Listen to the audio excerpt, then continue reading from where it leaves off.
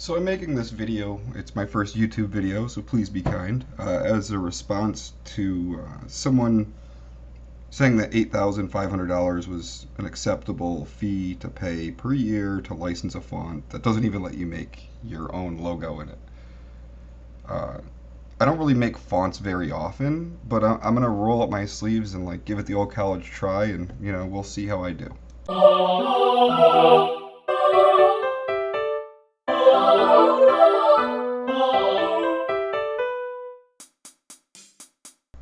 This is Inkscape's new typography tool, and it's a lot better than the old version of making fonts in Inkscape. I highly recommend it to anybody who does like web design, pretty much any software that you ship. Will allow you to make a font that you can ship with your product. I'm gonna speed things up to 64x in 1 second, and we'll see how the font is actually made, and then I'll show you some things that you can do with a font after you make it. Now, also, I'm not saying that like this font is perfect. It's definitely not. It needs a lot of work. I agree. But my point was that it doesn't, like somebody who says it takes a month to make an entire font, even if they're talking about the weights and the like italics, stuff like that, like there are tools to make those go very quickly. I'm not saying that you just press a button and it happens. In some cases that may be true, in some cases it's probably not. My point is really that there's tools to help you throughout that process, so you save a great deal of time. I mean, you make a font, and making a bold version of it might be a couple hours. I mean, there's cases where you probably would have to recreate the entire font, but they're very rare, and they're usually not seen on fonts where you would have to do that, for a simple reason that why would you want to create the same font twice? Another important thing to point out is the kerning. Like the kerning with this font, you'll notice later on, like like the F and the T, I think it is, like don't really match with the other characters. You have to use a font for a few days, like to work out all the kinks. Like you can't just whip up a font and it'll be 100% perfect that day. It does take a couple days, but the thing is, when you make a font, you own it. So then you're free to edit it. Like you can't license a font for $8,500 and get the font, and then if you don't like the distance between the P and the Q, you can't just change it. This way you can. That's why this way is better. And another thing is, like, why would you put in the clause for someone having a font that they can't use it for their logo? And the reason is that you don't want their both like companies that they work with and competitors of theirs to see that font and identify that font with that logo, because you want them to buy it too. You'll also notice there's like a lot of gaps here. Like when I made this, I got up, went to the bathroom, went outside, had a cigarette. I don't know, just did whatever I had to do, like as I was going throughout my day, and didn't really, I didn't really like stop the video and like pause it, edit it, bring it back later type thing. It's just this whole session, I don't even think I saved it until the end. This is the longest session. It was 4.5 hours about, I believe.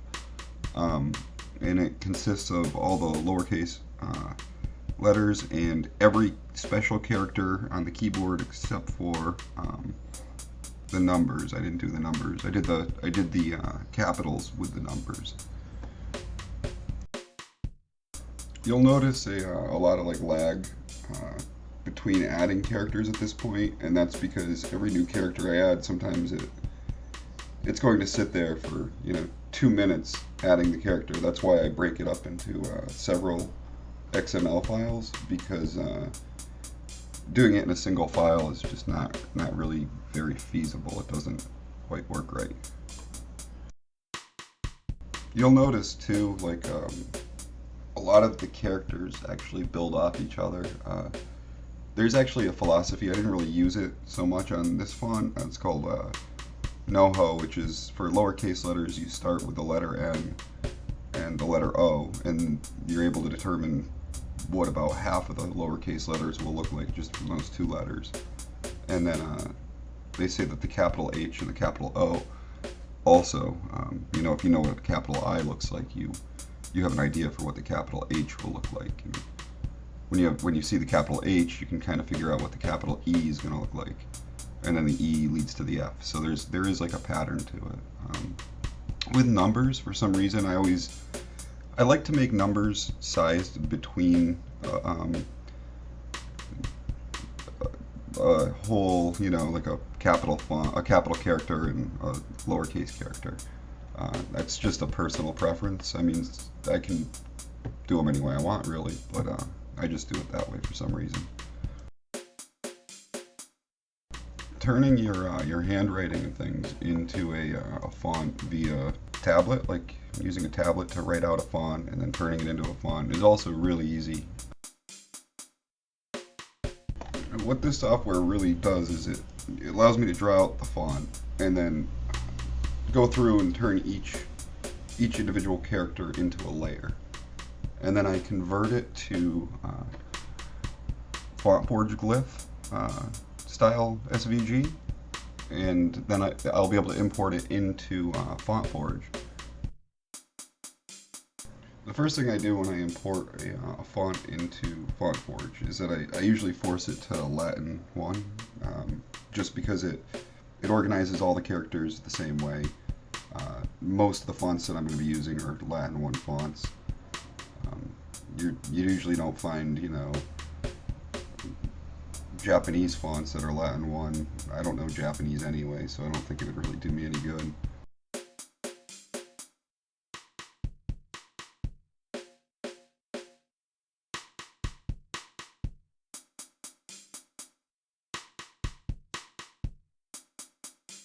When I first started doing this, I had thought that I could not do like the Enya and whatnot. The original idea was to make a font in one day, uh, and I was considering a day being 24 hours, not really like 8 or 9.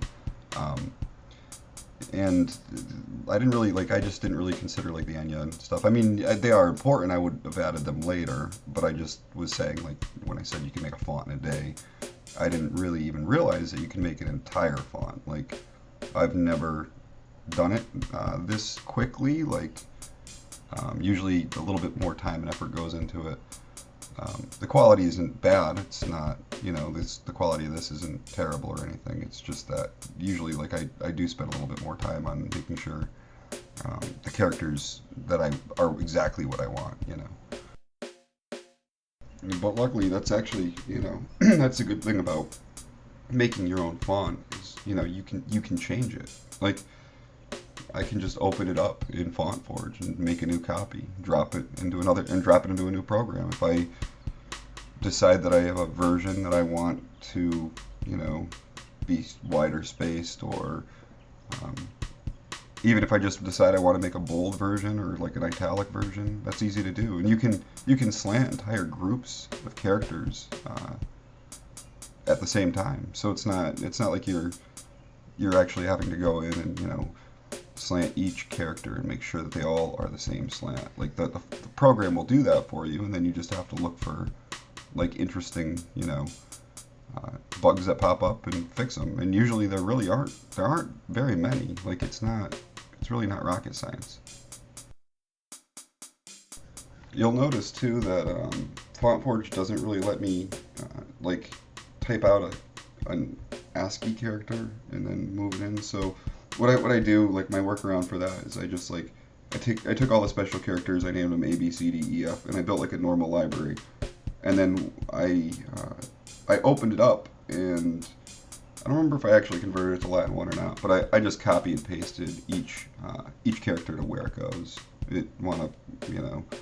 It wound up being a little bit more work, but it at least got the characters into place so I can make them in Inkscape rather than have to make them in FontForge, which I don't like the interface for FontForge as much. It's good. It does work. I use it for tweaks and things, but it can be a little tricky. You probably noticed like a big listing of a million errors, and FontForge will fix a lot of its errors automatically. Some of the things you have to really like set the values of the points to like integers. Like there's non-integral values, and then there's sometimes like something will be going the wrong way. So you really have to kind of like play around with your font and really just play around with it within FontForge a little bit to make it to the point where it'll actually compile into a font.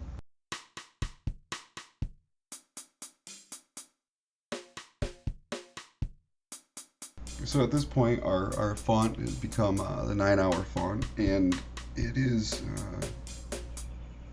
it's ready to go. Let's see what we can do with it in Inkscape.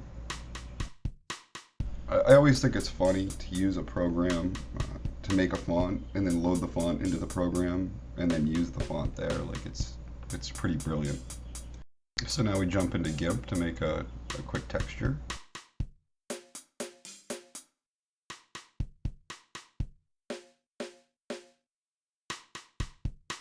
Then from GIMP, we'll jump into Blender and we'll make a quick little video. I wanted to make the video look a little cheesy because I didn't really want you to understand what was completely happening until you saw what I made. Also, I firmly believe that when you make a program, you should always start with the most expensive. Make something, you should start with the most expensive piece of software that you used, which is why I decided to start this video with like MS Paint. By far the most expensive piece of software that I can think of that I used to make this video outside of maybe my operating system and like Microsoft Movie Maker. You'll notice too, like I said, the animation, I made everything really simple. I just wanted to throw out the fact that I could make something look like leather and make a card that drops away and I almost wanted to make it look like a cheesy thing that I picked off of the internet. And then from Blender, we're going to jump into MuseScore, which is how you write sheet music. Any font that is worth any money should have its own theme music. So we have 9-hour font, the theme, and then I also used Hydrogen to make a small drum loop just for the background of the video for like awkward silences.